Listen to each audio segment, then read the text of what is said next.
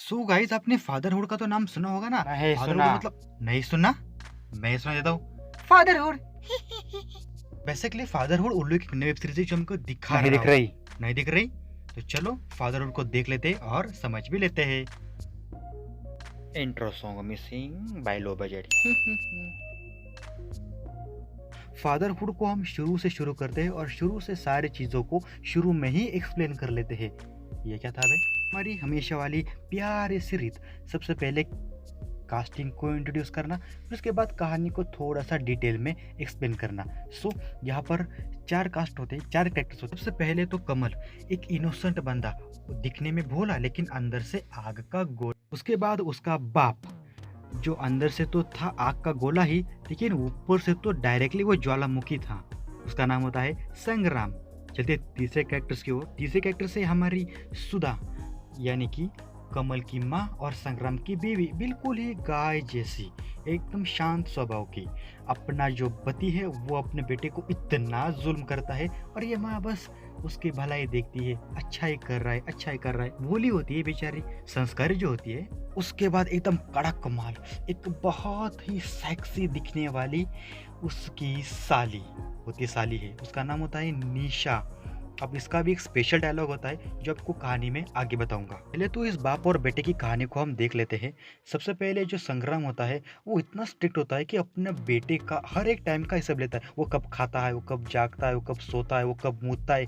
यहाँ तक कि उसको इंटरनेट यूज करने के लिए भी अपने बाप की परमिशन लेनी पड़ती थी। इतना उस पर उसका बाप जुल्म करता था। यहाँ तक कि वो जब उसका जो कॉलेज का जो टाइमिंग है वो उसका भी पूरी तरीके से टैली करता था। तुम इतने बजे जाना चाहिए, तुम्हें इतने बजे घर पर ही आना चाहिए। इससे पता चलता है कि जो संग्राम है वो कितना स्ट्रांग था और चूतिया भी। बेचारा कमल, उसके पास गर्लफ्रेंड है, उसको सब कुछ करना आता है, लेकिन बाप के टैली की वजह से उसे कुछ नहीं करना आता। और यहाँ पर बात रही संग्राम की, तो संग्राम को ऐसा लगता है कि अपना जो बेटा है वो लड़कियों से 400 कदम दूर रहना चाहिए। अगर उसके पास लड़की दिखी या भी लड़की के साथ दिख, संग्राम उसका सीधा गेम बजाएगा। अब यहाँ पर कहानी आगे चलती रहती है, दिन गुजरते रहते हैं। अब यहाँ पर आने वाला है कुछ कहानी में ऐसा ट्विस्ट जो इस रिश्ते को तो बदल तो देगा ही, साथ साथ किसके मन में कितनी ठरक है और कौन कितना भरा हुआ है, ये सब कुछ बाहर निकल कर आएगा। चौथे और आखिरी कैरेक्टर की बात करते हैं, वो है निशा, जिसके ऊपर ये पूरी कहानी को लिखा गया है। अब यहाँ पर जो निशा है वो संग्राम और सुधा के घर पर आती है, क्योंकि वो सुधा की सिस्टर होती है, सगे नहीं होती लेकिन कोई तो बहुत दूर की होती है। इतनी निशा जो दूध से भरी सफेदी उसके अंदर समाई है, तो यहाँ पर जो बाप और बेटा दोनों देखते रहते हैं। सब दोनों के मन की ठड़क अचानक बाहर आ जाती है, क्योंकि पहली बार तो ऐसी कोई चीज दिखी है दोनों को। निशा इनके घर पर आ जाती है। अब कमल का निशा को छुप छुप के देखना, संग्राम के ख्यालों में निशा का आना, ये सारी चीजें अब इस बाप और बेटे के रिश्ते को बदलने वाली। ऐसा संग्राम को अब एहसास हो चुका था, क्योंकि अब यहाँ पर संग्राम और निशा के बीच में चुम्मा चाटी तो हो चुकी है।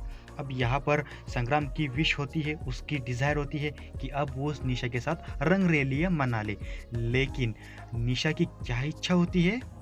थ्रीसम करना। बस शाबाश, अब इस बात पर निशा के लिए कुछ तालियां हो जाए। यहाँ पर जो बाप और बेटा दोनों जब उसके साथ नजदीकियां बढ़ाने की कोशिश करते हैं, तो वो यहाँ पर एक डायलॉग बोलती है जो मैंने आपको पिछली बार कहा था, ऐसे नहीं, ऐसे नहीं, ऐसे नहीं।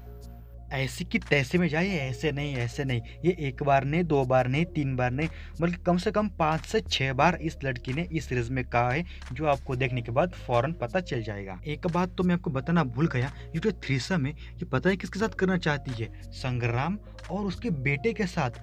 कितनी अजीब बात है ना। अब यहाँ पर संग्राम के एक्सप्रेशंस क्या होंगे जब वो ये जानेगा कि जो निशा है वो उसके साथ, उसके बेटे के साथ रंगलीला मनाना चाहती है।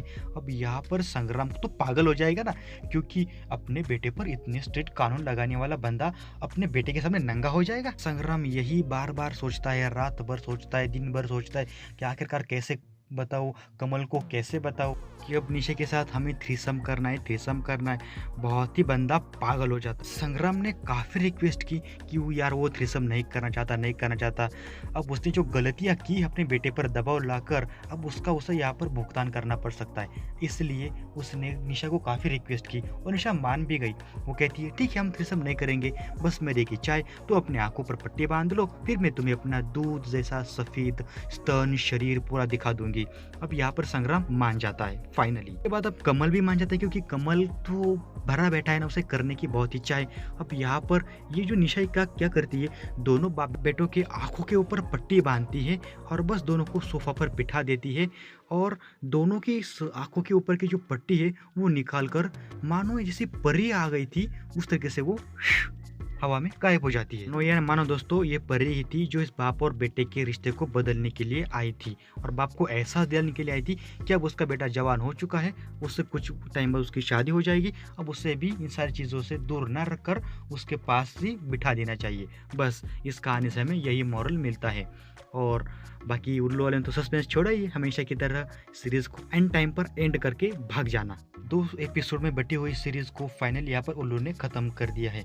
बस दोस्तों आज के लिए इतना ही। अगर वीडियो में कुछ भी अच्छी तो को लाइक कर देना, अपने दोस्तों के साथ शेयर कर देना और हमारे चैनल को सब्सक्राइब कर देना। मैं मिलता हूँ आपको अगले नेक्स्ट वीडियो में। Bye bye.